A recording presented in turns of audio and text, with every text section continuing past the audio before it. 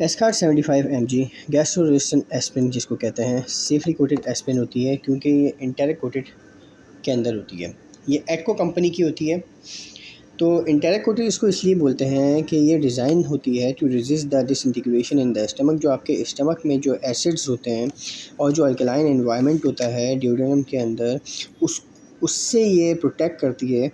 और आपके स्टमक में इंजरी होने के लिए और इंजरी होने से और जो प्लेन और बफर जो एनवायरनमेंट होता है उससे ये पेशेंट्स को बचाती है कि ब्लीडिंग होने के चांसेस जो है वो जिससे बढ़ जाता है। और जो आपको स्टमक में जो पेन वगैरह हो जाता है उससे बचाता है, क्योंकि अगर आप विदाउट इंटेरिक कोटेड अगर आप लेते हैं एस्पिरिन तो लाजमी जो है आपको पेन किलर और ब्लीडिंग होने के चांसेस जो है वो बढ़ते हैं। तो इस वजह से जो है एस्कार्ट को जो है वो इंटेरिक कोटेड बनाया है। अब स्टार्ट करते हैं इंडिकेशन से। एस्कार्ट जो है हमारे पास वो इंजाइना पेक्टोरसिस के लिए यूज़ की जाती है। इंजाइना पेक्टोरसिस क्या होता है, जो आपकी जो ब्लॉकेज जो हो जाती हैं उसके लिए जो है वो यूज़ की जाती है। मायोकार्डियल इन्फार्क्शन अगर किसी पेशेंट्स को हार्ट अटैक हो जाता है known as a heart attack, तो उसके लिए यूज़ की जाती है ट्रांजिएंट इस्केमिक अटैक्स में लिए।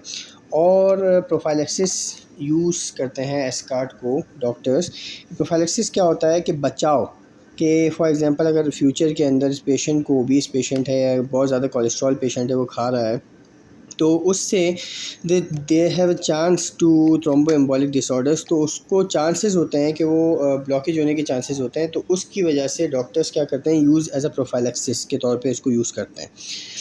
अब एस्कार्ट दूसरी इंडिकेशंस में भी यूज़ की जाती है। पेन्स हो गया, इन्फ्लेमेशंस हो गए। लॉन्ग टर्म थेरेपी के लिए जो है वो एस्कार्ट ज़्यादा रिकमेंडेड जो है वो नहीं करनी चाहिए, क्योंकि बहुत ज़्यादा ब्लीडिंग और बहुत ज़्यादा मतलब प्लेटलेट्स एंटी प्लेटलेट्स के तौर पे काम करती है। तो जो है वो खून बहुत ज़्यादा पतला हो जाता है पेशेंट्स का।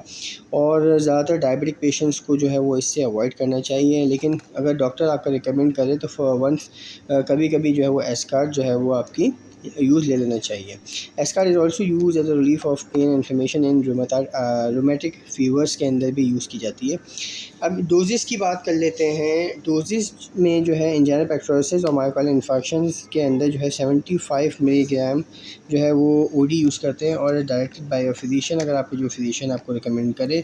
यूएसए के अंदर जो है फिजिशियन जो है अनस्टेबल इंजाइना के अंदर इंडिकेटेड में लो डोज एस्पिरिन जो है वो रिकमेंड करते हैं to reduce the risk of for first myocardial infarction, के इसलिए देते हैं कि आपको मायोकार्डियल इन्फार्क्शन से बचाया जा सके और स्टॉप हो जाए।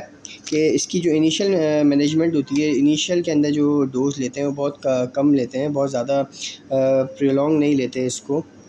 इसलिए लेते हैं कि इंक्रीज़ कर दे क्रॉनिक ब्लड फ़्लो। आपके जो ब्लड फ़्लो है उसको ये इंक्रीज़ कर दे। ज़ाहिर सी बात है, अगर ब्लड आपके हार्ट के अंदर रुक जाएगा तो जो है ऐसा क्या कहते हैं अटैक होने के चांसेस जो हैं वो बहुत ज़्यादा बढ़ जाते हैं। अब बात करते हैं सेफ़्टी की। तो as compare to other aspirin, Ascard जो है बहुत सेफ़ है। और एंडोस्कोपिक स्टडीज़ में कंपेयर किया गया है कि प्लेन एस्पिरिन से के मुकाबले में एस्कार्ट जो है, जो कि इंटेरिक कोटेड एस्पिरिन है, वो as compare to plain aspirin बहुत अच्छा रहता है। बफर और आर्थराइटिस स्ट्रेंथ को, जो आपकी जो प्रिपरेशंस हैं, जो आपके स्टमक की जो पीएच है उसके लिए बहुत बेनिफिट रहती है। वार्निंग की बात करते हैं तो वार्निंग में ये है कि बच्चों में और टीनेजर्स में जो है should not use this medication for जो है वो चिकन पॉक्स और फ्लू सिम्टम्स के अंदर ये यूज़ नहीं करना चाहिए और डॉक्टर से कंसल्ट करना चाहिए। बहुत कम जो एक रेयर सिंड्रोम्स होता है उसके अंदर बहुत रेयर होता है, इलनेस होता है, उसमें यूज़ की जाती है। अगर पेन परसिस्ट हो जाए और मोर दैन 10 डेज़ और रेडनेस हो जाती है इज़ प्रेजेंट और इन आर्थराइटिस और rheumatoid condition affecting children under 12 years, तो कंसल्ट करें अपने फिजिशियन और कंसल्टेंट से। और अगर डिजीनेस है या कान में आपकी आवाज़ें आ रही हैं और बहुत क्या कहते हैं इम्पेयर्ड हेयरिंग है, आपके आवाज़ नहीं सुनाई दे रही, if you experience this type of complaints और स्टमक में अगर आपका पेन हो रहा है तो अपने डॉक्टर से कंसल्ट करें और इसको फौरी तौर के ऊपर जो है वो स्टॉप करें। अब बात कर लेते हैं प्रेगनेंसी की। तो प्रेगनेंसी में और लैक्टेशन में ले सकते हैं, लेकिन वो भी डॉक्टर की एडवाइस के बिना मत लीजिएगा। आपके जो डॉक्टर्स हैं, जो गायनी डॉक्टर्स हैं, जो प्रेफर करें उनके उससे जो है वो ली जा सकती है। अच्छा, एडवर्स रिएक्शन से बात कर लेते हैं। तो एडवर्स रिएक्शन में जो है वो बहुत इस कम रिएक्शन है। स्टमक पेन होता है और हार्ट बर्निंग होती है, नोज़िया, वॉमिटिंग, और कभी कभार जो है वो बहुत कम केसेस होता है वो जो है हॉस्पिटलाइजेशन करना पड़ता है। गैस्ट्रो इंटेस्टाइनल डिसऑर्डर्स हो जाता है, अगर ब्लीडिंग वगैरह हो जाती है, बहुत कम केसेस में होता है, ज़्यादा नहीं होता। ये थी आज की एस्पिरिन के हवाले से। बस ये है कि मेडिसिन को यूज़ करें तो डॉक्टर के हिदायत के मुताबिक यूज़ करें। इसको स्टोर अगर करेंगे तो इसको बिलो और अबव 30 जो है वो, इसको अबव आप 30 जो है वो आप इसको स्टोर नहीं कर सकते। बिलो 30 आप इसको स्टोर करें और प्रोटेक्ट करें लाइट से। सही है। Thank you so much. और दवाइयों को बच्चों की पहुंच से दूर रखें।